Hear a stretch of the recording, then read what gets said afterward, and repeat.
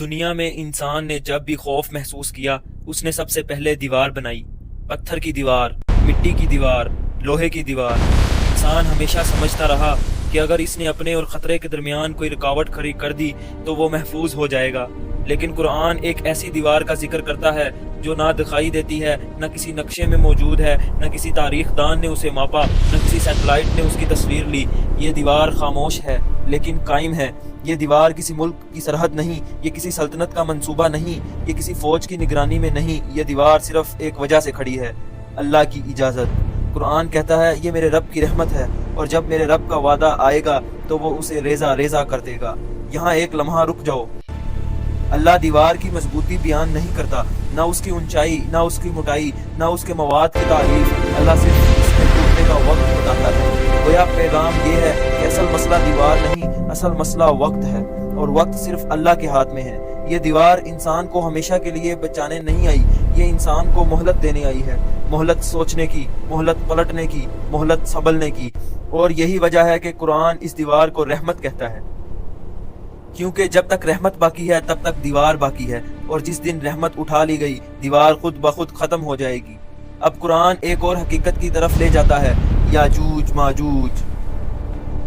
یہ دو نام صوت میں عجیب ہیں اور اثر میں خوفناک۔ قرآن نے کبھی ہمیں یہ نہیں بتایا کہ وہ کیسے دکھتے ہیں، ان کے چہرے کیسے ہیں، ان کے قد کیسے ہیں، ان کی زبان کیا ہے، کیونکہ اگر قرآن یہ سب بتا دیتا تو انسان انہیں ایک شکل دے دیتا، ایک تصویر بنا لیتا، اور پھر کہتا یہ تو ہم جیسے نہیں، یہ ہم نہیں ہو سکتے۔ لیکن قرآن نے صرف ایک لفظ استعمال کیا، فساد۔ لوگ حضرت ذوالقرنین سے کہتے ہیں یاجوج ماجوج زمین میں فساد کرتے ہیں۔ یہ عام فساد نہیں تھا، یہ وقتی لڑائی نہیں تھی، یہ صرف قتل و غارت نہیں تھا، یہ ایسا فساد تھا کہ انسان اپنے گھروں سے بھاگ رہا تھا، زمین تنگ ہو چکی تھی، پہاڑ پناہ نہیں رہے تھے۔ پھر سورۃ الانبیاء میں اللہ صرف ایک منظر دکھاتا ہے، وہ ہر بلندی سے دوڑتے ہوئے نکلیں گے، بس کوئی وضاحت نہیں، کوئی تفصیل نہیں، کیونکہ کچھ مناظر انسان کی عقل سے نہیں، انسان کے دل سے بات کرتے ہیں۔ یہاں انسان سب سے بڑی غلطی کرتا ہے۔ کچھ لوگ کہتے ہیں یاجوج ماجوج محض افسانہ ہے، کچھ کہتے ہیں یہ کوئی عجیب مخلوق ہے جو انسان نہیں، لیکن نبی صلی اللہ علیہ وآلہ وسلم نے فرمایا یاجوج ماجوج آدم کی اولاد میں سے ہیں، یعنی وہ انسان ہیں۔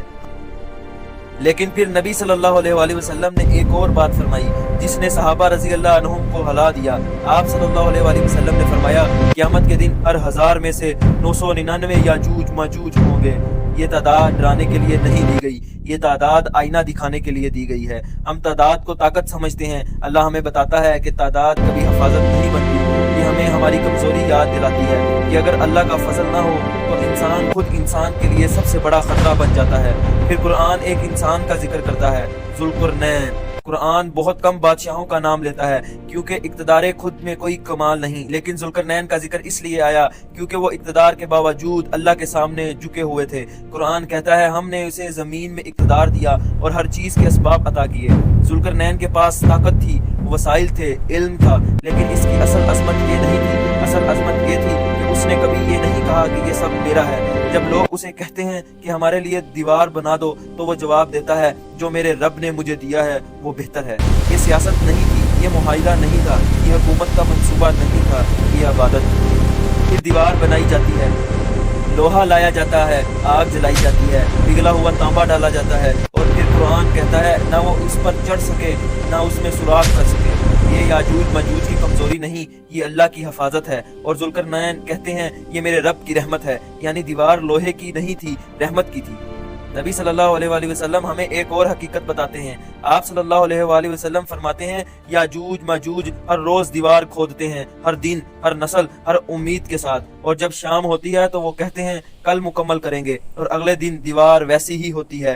یہ ہمیں ایک سبق سکھایا جا رہا ہے کہ اللہ چاہے تو انسان کی پوری محنت ایک رات میں ختم ہو سکتی ہے، اور ایک دن آئے گا جب وہ کہیں گے انشاءاللہ۔ یہ الفاظ انہیں طاقتور نہیں بنائیں گے، یہ الفاظ صرف وقت پورا کریں گے۔ پھر وہ دن آئے گا جس دن دیوار گرے گی۔ قرآن کہتا ہے وہ ہر بلندی سے نکلیں گے، حدیث کہتی ہے وہ جھیل تبریہ کا پانی پی جائیں گے۔ یہ وہ وقت ہوگا جب دنیا کے پاس کوئی حل نہیں ہوگا، نہ ٹیکنالوجی، نہ ہتھیار، نہ منصوبہ۔ لوگ چھپیں گے، وسائل ختم ہوں گے، اور حضرت عیسیٰ علیہ السلام مومنوں کے ساتھ صرف دعا کریں گے۔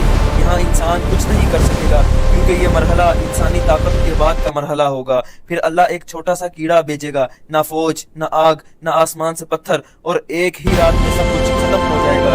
ये हमें बताने के लिए काफी है कि ताकत कहाँ है। ताकत हथियार में नहीं, ताकत तादाद में नहीं, ताकत मंसूबों में नहीं, ताकत सिर्फ अल्लाह के फैसले में है। याजूज माजूज हमें डराने के लिए नहीं भेजे गए, वो हमें ये याद दिलाने आए हैं कि दुनिया हमेशा महफूज नहीं रहती, कि दीवारें हमेशा नहीं रहती, कि मोहलत हमेशा नहीं रहती। सवाल ये नहीं कि वो कब निकलेंगे, सवाल ये है क्या हम उस दिन के काबिल होंगे।